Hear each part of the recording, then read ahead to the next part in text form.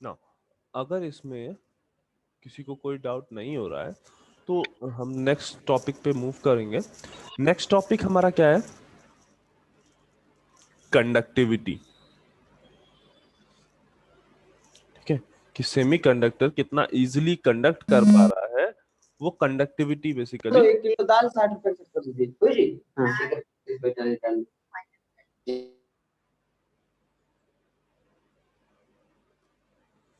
ना, अच्छा, जब हमने अभी ड्रिफ्ट करंट डेंसिटी पढ़ा था, जब हम ड्रिफ्ट करंट डेंसिटी पढ़ रहे थे, तो जे ड्रिफ्ट हमारा जो निकल के आया था, अगर हम इलेक्ट्रॉन और होल दोनों के ड्रिफ्ट को कंसीडर कर रहे थे, जो तो हमारे पास जो ड्रिफ्ट करंट डेंसिटी निकल के आई थी वो क्या हमने निकाली थी? Q mu n n plus mu p into p multiply by E.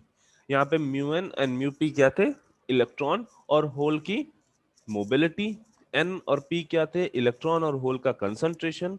Q charge and ई जो हमने इलेक्ट्रिक फील्ड अप्लाई की थी। अब याद करेंगे वो जो ओम्स लॉ हमने पढ़ा था। ओम्स लॉ हमारा क्या कहता था कि अगर करंट डेंसिटी जे है तो वो इलेक्ट्रिक फील्ड के प्रोपोर्शनल होगी, और वो उसको अगर हम एक प्रोपोर्शनलिटी कांस्टेंट से डिफाइन करें तो वो क्या आएगा? J is equal to sigma e. वहां पे ये सिग्मा क्या होता है? ये सिग्मा जो क्वांटिटी थी वो किस चीज को डिनोट कर रही थी? कंडक्टिविटी को, राइट?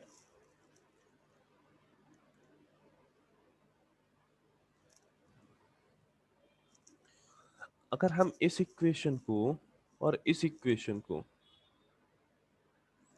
कंपेयर करें, अगर इन दोनों इक्वेशंस को हम कंपेयर करें तो यहां से हमें क्या मिल रहा है कि in case of semiconductor conductivity sigma is equal to क्या आ जाएगा? Q mu n n plus mu p p, right? Meaning हमें क्लियरली यहां से दिख रहा है कि जो हमारी सेमीकंडक्टर की कंडक्टिविटी है वो फर्स्ट मोबिलिटी पे डिपेंड कर रही है, एंड सेकेंड कैरियर कंसंट्रेशन पे डिपेंड कर रही है। अब वो कैरियर कंसंट्रेशन इलेक्ट्रॉन का भी हो सकता है और होल का भी हो सकता है। ठीक, इन जनरल हम कंडक्टिविटी का यूनिट क्या लेके चलते हैं? ओम पर ओम डैश सेंटीमीटर इनवर्स। जो तुम्हारा यूनिट होगा वो क्या होगा? ओम सेंटीमीटर इनवर्स। ठीक, एंड अगर आप बात करो, एक दूसरा टर्म भी हमने पढ़ा हुआ है, रेजिस्टिविटी।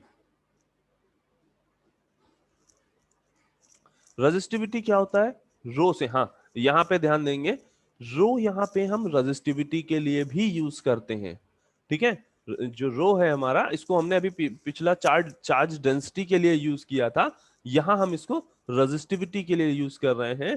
और रेजिस्टिविटी बेसिकली डिफाइंड है reciprocal of conductivity, meaning rho is equal to 1 upon sigma. तो ये किसके बराबर हो जाएगा? For case in case of semiconductor तुम्हारा रो इज इक्वल टू क्या हो जाएगा? 1 upon q mu n into n plus mu p into p multiply by ई।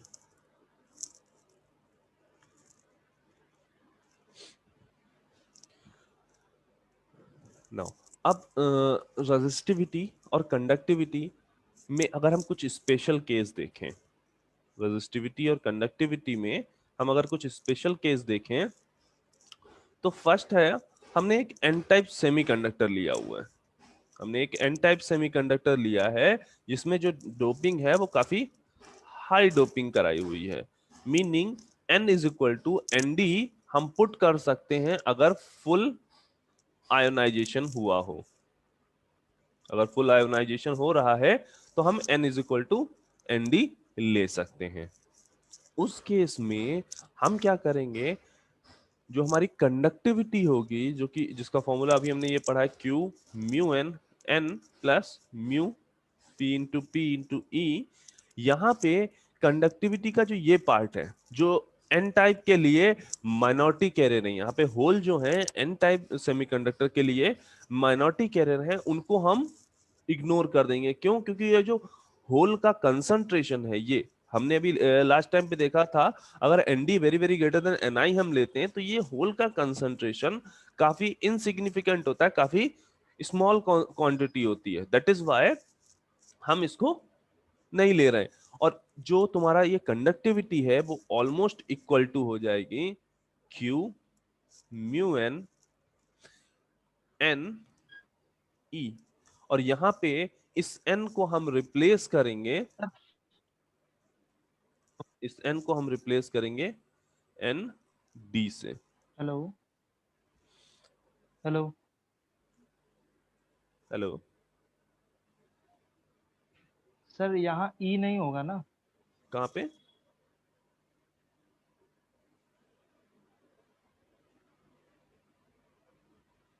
यहां पे नहीं सर, ये जो ई लिखा है वो तो ई ई कैंसिल हो गया था ना, sigma e equal oh to sorry sorry this, sorry, फिर ई कैंसिल हो गया था। Okay okay okay okay.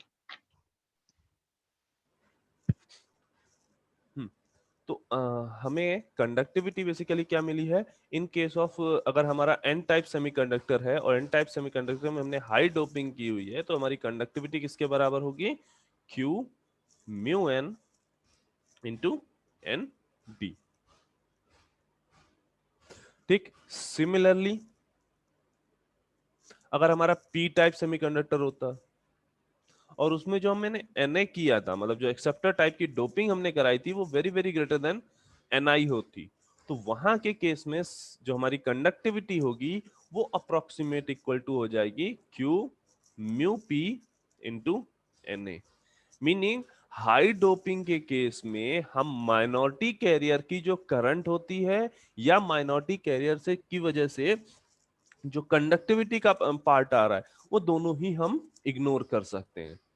ठीक है, कई सारे क्वेश्चंस में भी अब आपको देखने को मिलेगा कि जब ड्रिफ्ट करंट फाइंड आउट करने की बात होगी तो वहां पे ऐसा जो ड्रिफ्ट करंट निकाल रहे होगे, ड्रिफ्ट करंट में जो माइनॉरिटी कैरियर की वजह से, अगर मान लो एन टाइप का सेमीकंडक्टर है, वहां तुमने इलेक्ट्रॉन की वजह से भी जो ड्रिफ्ट करंट निकाली और होल की वजह से भी ड्रिफ्ट करंट निकाली, तो वहां पे देखोगे जो इलेक्ट्रॉन की वजह से जो ड्रिफ्ट करंट आई है वो काफी हाई है इन कंपैरिजन टू होल की वजह से जो हमने ड्रिफ्ट करंट फाइंड आउट की है।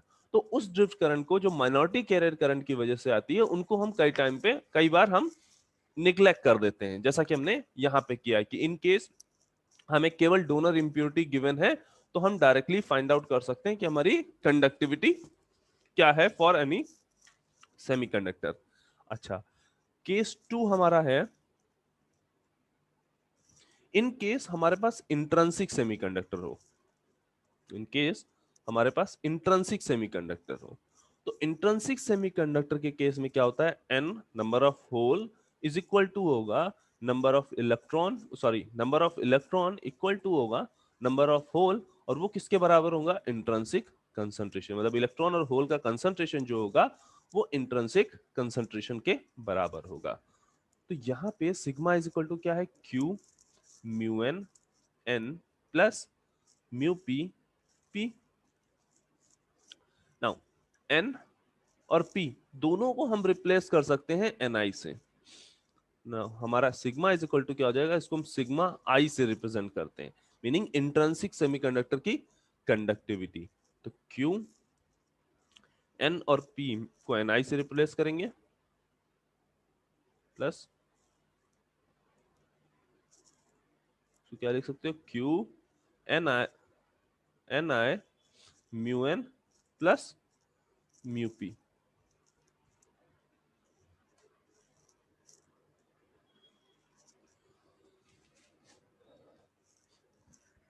इसमें कहीं किसी को कुछ दिक्कत है? No sir.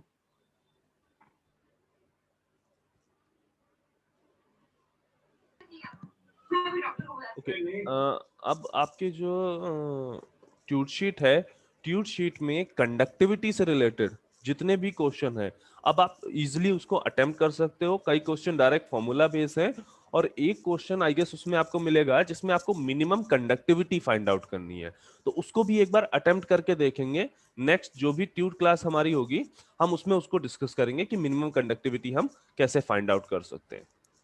ठीक है, उसके लिए हिंट ये है कि मैक्सिमम मिनिमा का जो कॉन्सेप्ट है डिफरेंशिएशन वाला, वो कॉन्सेप्ट आपको वहां पे पुट करना है और वहां से आपको वैल्यूज फाइंड आउट करनी है। देन आपको उनको पुट करके एंड फाइंड आउट करना है कि मिनिमम जो कंडक्टिविटी है वो कितनी आप ला सकते हो या कितनी हो सकती है इन केस ऑफ इंट्रिंसिक सेमीकंडक्टर या जो भी क्वेश्चन में दिया हुआ है। ओके, सभी लोगों ने अटेंडेंस मार्क कर दी है?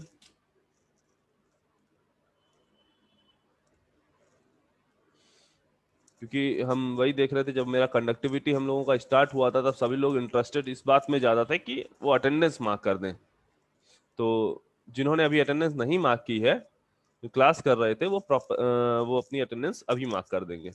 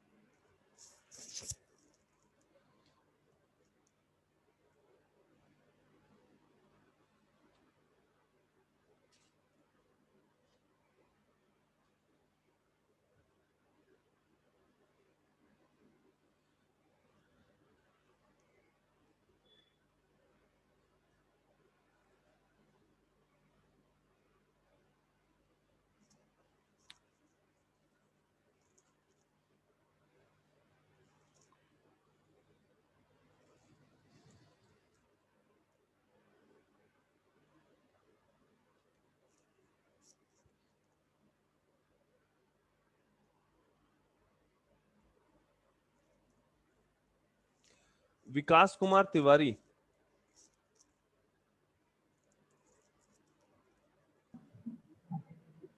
विकास। Yes sir. हाँ बेटा, तुम यस सर। 3-3 में हो या 3-4 में हो? फोन हाँ सर 3-4 में है सर। नहीं, एक्चुअल में तुम्हारी अटेंडेंस कभी 3-3 में हमको मिलती है, कभी 3-4 में मिलती है, तो वही हम ऐसा तो नहीं है कि कुछ डाउट है इस वजह से तुम दोनों ही ट्यूट में अटेंडेंस मार्क कर रहे हो या कुछ? हमने एक दो बार हाँ नो सर 3-4 में है सर, 2 विकास कुमार तिवारी ना सर।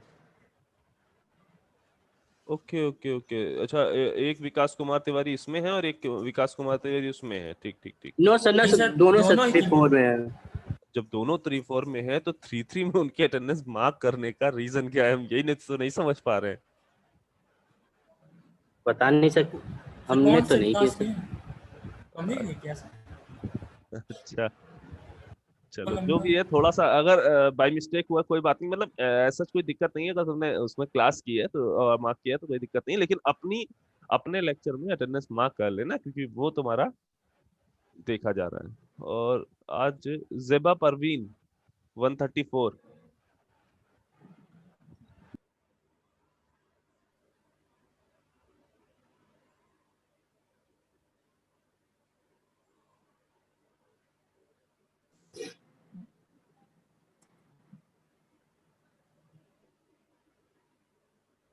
हाँ तुषार, कुछ डाउट है? तुषार गुप्ता। No sir. अच्छा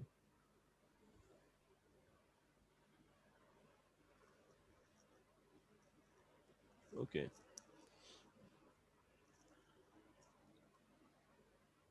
ठीक है, थैंक यू क्लास। अभी आप लोग नेक्स्ट क्लास के लिए प्रोसीड कर सकते हैं।